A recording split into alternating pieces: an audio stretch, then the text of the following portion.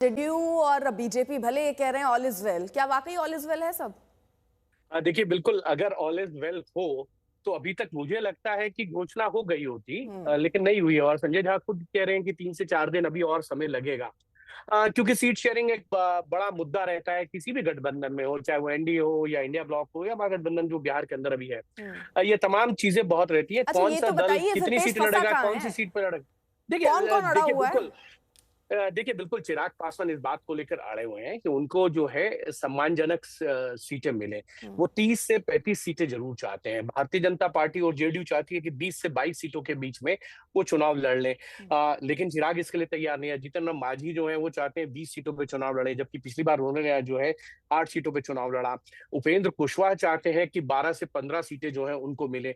तो ऐसे में अगर इतनी सीटें रहेंगी तो दोनों ही जो बड़े दल हैं, अगर आप देखें, जिसमें जेडीयू और भारतीय जनता पार्टी दोनों को जो है 100 सीटों से कम पे चुनाव लड़ना पड़ेगा। पिछली बार जो है अगर आप देखें तो उसमें 116 सीटों के करीब जो है वो जेडीयू ने चुनाव लड़ा था। भारतीय जनता पार्टी ने जो है वो 110 सीटों पे चुनाव लड़ा था। तो ये कहीं ना कहीं भारतीय जनता पार्टी और जेडीयू के लिए सीट शेयरिंग एक बड़ा मुद्दा है। लेकिन दूसरी तरफ आरजेडी का अगर महागठबंधन को देखें तो वहां पे भी सीट शेयरिंग में एक बड़ा पेच है।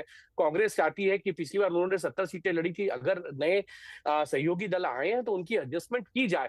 लेकिन वो 40 सीटें नहीं चाहते हैं जो आरजेडी चाहती है। 40 से 45 सीटें ये कांग्रेस लड़े।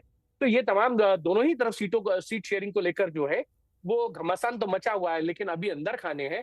कौन जब फाइनल स्कोर आएगा, कौन कितनी सीटों पे लड़ेगा, कौन सी सीट पर कौन सी पार्टी चुनाव लड़ने जाएगी, तब असली देखने को मिलेगा। क्योंकि रूसा रुसवाई के जो ये मौसम है अब शुरू होगा। और हम सबको याद है पिछली बार चिराग पासवान जो है वो 30 सीटें चाहते थे, लेकिन उनको ऑफर की गई थी 15, और अंत अंत आते तक उनको 20 सीटें का ऑफर किया गया। और वो फिर उस एनडीए से बाहर आए और उन्होंने 135 उम्मीदवारों को चुनाव लड़वाया, जिनमें जेडीयू के खिलाफ जो है जितनी सीटों पे जेडीयू ने चुनाव लड़ा उतनी पे तो उन्होंने लड़ाई लड़ा। भारतीय जनता पार्टी और सहयोगियों के खिलाफ भी जाके उन्होंने चुनाव लड़ा था। उसका खामियाजा ये हुआ कि जेडीयू जो है वो 70 सीटों से खिसककर 42 सीटों पर आ गया था, और भारतीय जनता पार्टी 74 सीटें जीती थी। लेकिन नुकसान चिराग ने भी पहुंचाया। दूसरी तरफ ओवैसी ने चुनाव लड़ा उपेंद्र कुशवाहा के साथ जाके, बीएसपी के साथ जाके, तो उन्होंने 5 सीटें जीती। और जो सीमांचल बेल्ट है वहां बहुत भारी नुकसान जो है वो आरजेडी और कांग्रेस को किया था, जिस वजह से 15 सीटों का जो है डिफरेंस दोनों ही पक्षों के अंदर रहा। एनडीए को 125 सीटें मिली थी और दूसरी तरफ महागठबंधन को जो है वो 110 सीटें मिली थी। और तो ये कहीं ना कहीं एक तरीके से अगर देखा जाए तो वो दोनों ही पक्षों के लिए सीट शेयरिंग बहुत महत्वपूर्ण है। और आज अगर चुनाव घोषणा होती है तो 28 दिन की प्रक्रिया मानकर चलते हैं हम लोग। जो पिछले कई चुनावों में देखा गया, चुनाव आयोग जो है मतदान और चुनाव की घोषणा यानी आचार संहिता लगने के बीच में 28 दिन का गैप होता है।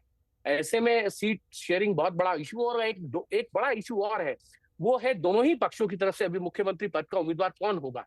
ये दोनों ही गठबंधन की तरफ से जो है वो घोषणा नहीं की गई है। नीतीश कुमार के लिए कहा जरूर गया है कि उनके नेतृत्व में चुनाव लड़ेंगे, लेकिन चुनाव बाद यानी वो मुख्यमंत्री पद के उम्मीदवार हैं या नहीं है, इसकी घोषणा नहीं हुई है। दूसरी तरफ तेजस्वी यादव के लिए आरजेडी की तरफ से कहा जाता है कि वो मुख्यमंत्री के उम्मीदवार हैं इस चुनाव में, लेकिन कांग्रेस की तरफ से ये घोषणा नहीं की गई है। तो और ये तो कहीं ना सवाल कहीं सीट सुजीत, शेयरिंग ये तो सवाल बड़ी। पूछा गया था राहुल गांधी से, जिसमें तेजस्वी तो ये कह रहे हैं कि प्रधानमंत्री के तौर पर राहुल गांधी को देखना चाहते, लेकिन मुख्यमंत्री के तौर पर वो तेजस्वी को देखना चाहते नहीं देखना चाहते, इस पे गोलमोल जवाब दे गए राहुल।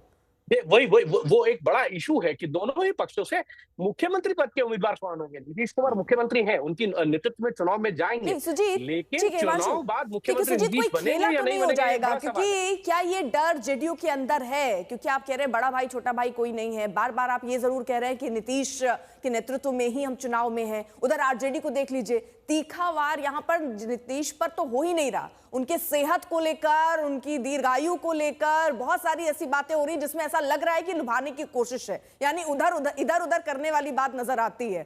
क्या तस्वीर यहां पर नजर आ रही है? कहीं कोई खेला तो नहीं हो जाएगा? और नीतीश तो इसलिए जाने जाते हैं कि पहले भाप लेते हैं क्या होने वाला है। देखिए, वही तो मैं कह रहा हूं कि कैसा बहुमत आता है, कई उस प्रकार से ही आ गया जैसे पिछली बार आया था कि जिधर जाएंगे उधर ही सरकार बनेगी। फिर तो बड़ा मुश्किल हो जाएगा कि नीतीश कुमार को इग्नोर करना, जैसा कि आशंका जताई जा रही है कि उनके नेतृत्व में चुनाव होगा, वो मुख्यमंत्री बनेंगे कि नहीं। देखिए, उम्र बढ़ने के साथ साथ स्वास्थ्य के मसले होते हैं, उसमें कोई दो राय नहीं है, और सबके साथ होते हैं।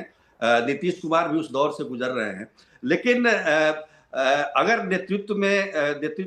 नीतीश कुमार के नेतृत्व में चुनाव हो रहा है और सफल हो जाती है एनडीए, अगर इसमें बहुमत पाने में सफल हो जाती है, तो निश्चित तौर पर शुरुआत में तो आपको मौका देना ही देना पड़ेगा, क्योंकि आप इस तरह से नहीं कर सकते कि नेतृत्व किसी और का हो फिर बाद में किसी और को बैठा देंगे।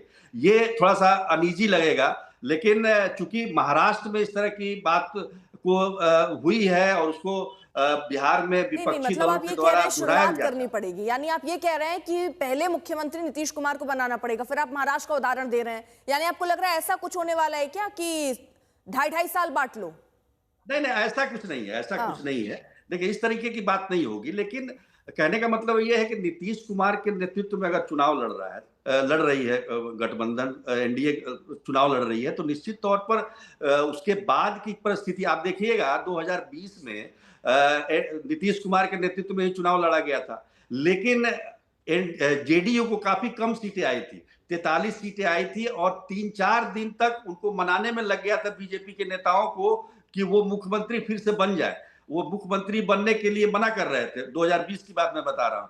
लेकिन अभी की परिस्थिति में आप देखेंगे तो जितने उनके स्वास्थ्य को लेकर सवाल उठाया जा रहा है, मुझे लगता है कि नीतीश कुमार अपने आप को ये साबित करने की कोशिश लगातार कर रहे हैं कि देखिए मैं अभी फिट हूं, और लगातार वो दौरे कर रहे हैं, लगातार सरकारी कार्यक्रमों में हिस्सा लेते हैं कि कहीं से कुछ इस तरह के ना लगे।